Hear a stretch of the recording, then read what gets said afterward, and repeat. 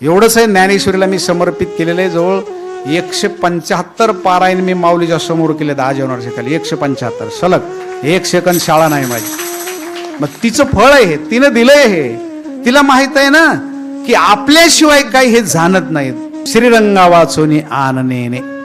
तुम्ही जर तिच्याशिवाय काही जाणत नसाल, ती सुद्धा तुमच्याशिवाय. अहो तिच्याकडे दूध आहे. मला सांगा, आईच्या स्तनामध्ये दूध आहे. गाय कामधेनू नुकतीच वेलेली, तिच्या 4 स्तनामध्ये दूध आहे. तिला कोणाला द्यायचं? डेअरीवर घालायचं का तिला? बरं, जी चारा खाते एवढी मोठी, ते दूध डेअरीचा चेअरमन मोठा व्हावा, आपला मालक मोठा व्हावा म्हणून खाती का ते? नाही नाही, तिच्या बाळासाठी. बघा माऊली काय म्हणतायत, स्तनी किर दूध गुड परी मातेश नव्हे गोड. स्तनामध्ये दूध भरपूर आहे, गुप्त आहे, पण ते आईला नाही त्याची चव काय होते.